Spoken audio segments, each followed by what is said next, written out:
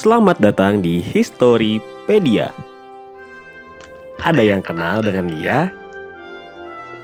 Ya, dia adalah salah satu tokoh yang bernama Rambo. Rambo ini adalah tokoh dari film yang berjudul Rambo First Blood. Film ini berceritakan tentang situasi Perang Vietnam.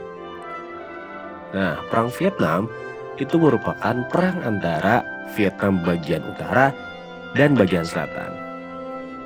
Sekarang, bagaimana sih?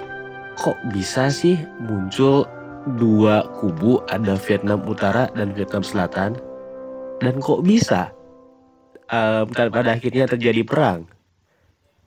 Untuk menjawab itu semua, mari kita simak saja di pembahasan dengan judul Runtuhnya Vietnam Selatan. Semua berawal dari berdirinya Vietnam. Dulu, setelah Perang Dunia Kedua, Vietnam itu dikuasai oleh seorang yang bernama Ho Chi Minh. Dia berusaha untuk mendeklarasikan Vietnam di Vietnam Utara. Namun, Prancis sebagai negara yang pernah menjajah Vietnam itu masih ingin menancapkan kekuasaannya di Vietnam. Sehingga dia pun pada akhirnya mendirikan negara boneka di Vietnam bagian selatan. Hal tersebut membuat marah Ho Chi Minh, seorang pemimpin Vietnam Utara.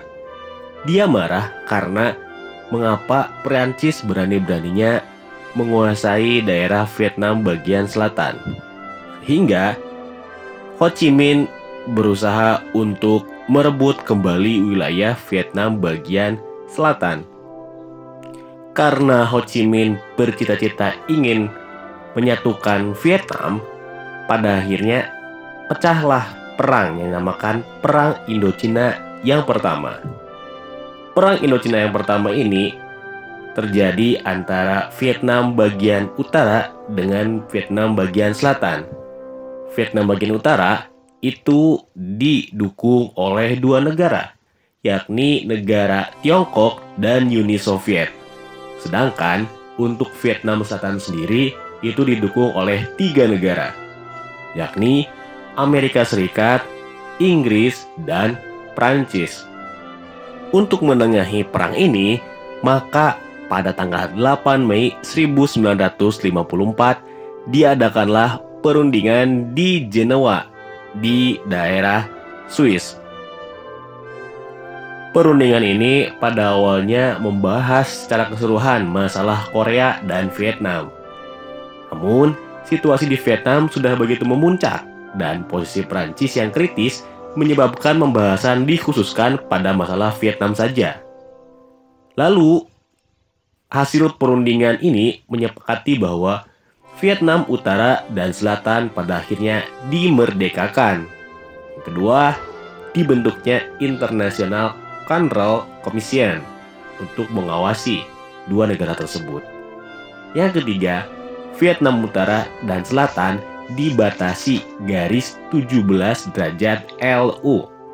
Jadi nanti ada garis demarkasi antara Vietnam bagian utara dan bagian selatan. Yang keempat, dilakukan penarikan mundur tentara Vietnam Utara dan Selatan kembali ke wilayah masing-masing. Yang kelima, selama 3 tahun diperbolehkan untuk mengungsi ke daerah yang mereka sukai. Dan yang terakhir, pada 1956 diadakan pemilu di Vietnam. Namun, kesepakatan tersebut ditolak Amerika dan Vietnam bagian selatan. Mereka menilai perjanjian tersebut memberi kelonggaran pihak komunis untuk melanjutkan infiltrasinya ke Vietnam Selatan. Pasca perundingan di Jenewa tersebut, di Vietnam Selatan dipilihlah salah seorang tokoh untuk menjadi presiden di Vietnam bagian selatan. Karena sebelumnya, Vietnam Selatan itu dipimpin oleh Associated States of Vietnam, dipimpin oleh Bao Dai. Bao Dai adalah pemimpin ASV tadi. Pemilihan Ngo Dinh Diem ini dipilih sebagai pemimpin yang sosok seorang nasionalis dan pemeluk Katolik. Selain itu juga, Ngo Dinh Diem ini sangat didukung oleh negara Amerika Serikat. Bahkan pada tanggal 1 Januari 1955, Amerika Serikat menyalurkan bantuan militer langsung kepada Vietnam bagian selatan, tidak lagi melalui Prancis. Jadi, Ngo Dinh Diem ini sudah sangat percaya dengan Amerika Serikat. Dalam perjalanannya, Ngo Dinh Diem mengadakan kebijakan-kebijakan yang sangat fenomenal. Kebijakannya adalah memindahkan tanah pemberian Viet Minh atau komunis Vietnam bagian utara kepada tuan tanah, dan memaksa para petani meninggalkan rumah-rumah mereka serta memindahkan mereka ke pemukiman yang diawasi ketat demi membendung dan menahan aktivitas kaum komunis. Hal ini kemudian membuat petani-petani kecil menderita dan kecewa kepada Diem. Benih-benih kekecewaan ini dimanfaatkan gerilyawan komunis Vietnam Utara untuk menghimpun aliansi militer di Vietnam Selatan dengan memicu terbentuknya National Liberation Front atau Front Pembebasan Nasional atau yang kita kenal dengan istilah Viet Cong. Viet Cong ini sendiri pada akhirnya berperan sangat penting dalam peristiwa Perang Indochina yang kedua yang terjadi di 1957 sampai 1975. Viet Cong ini memiliki peranan khusus untuk mengalahkan Amerika Serikat dengan cara membuat jebakan-jebakan yang nantinya akan membuat Amerika Serikat kalang kabut. Jebakannya sendiri dibuat secara tradisional dengan cara membuat semak-semak yang di bawahnya itu ada lubang. Ketika orang Amerika menginjak semak-semak tersebut, mereka akan terperosok dan di bawahnya sudah ada tombak-tombak yang siap untuk menghujam kaki-kaki mereka. Sehingga banyak korban dari tentara Amerika. Selain itu juga terdapat lubang-lubang yang mana lubang tersebut adalah lubang persembunyian dari para Viet Cong. Jadi di Vietnam Selatan, Viet Cong ini bekerja di bawah tanah. Mereka membuat lorong-lorong di bawah tanah untuk menyergap para tentara Amerika. Sehingga para tentara Amerika kebingungan ketika ada yang membunuh mereka, namun tidak ketemu siapa yang membunuhnya. Taktik dari Viet Cong sangat berhasil.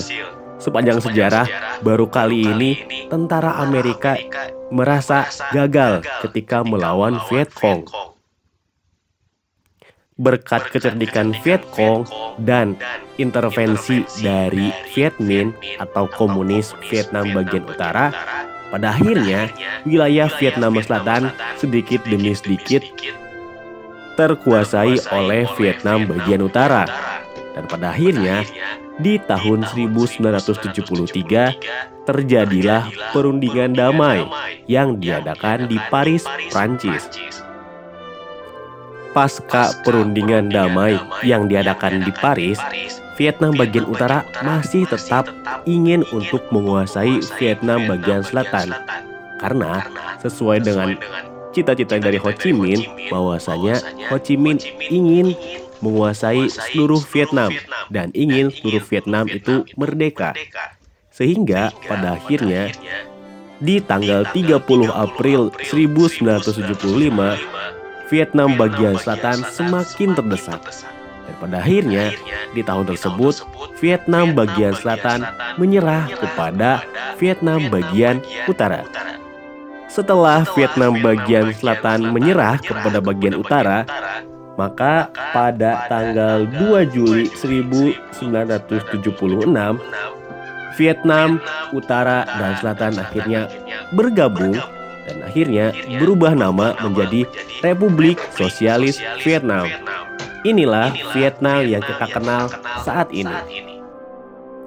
Itulah tadi cerita tentang bagaimana perang Vietnam Utara dan Vietnam Selatan dan kehebatan dari Viet Cong dalam membasmi Amerika Serikat.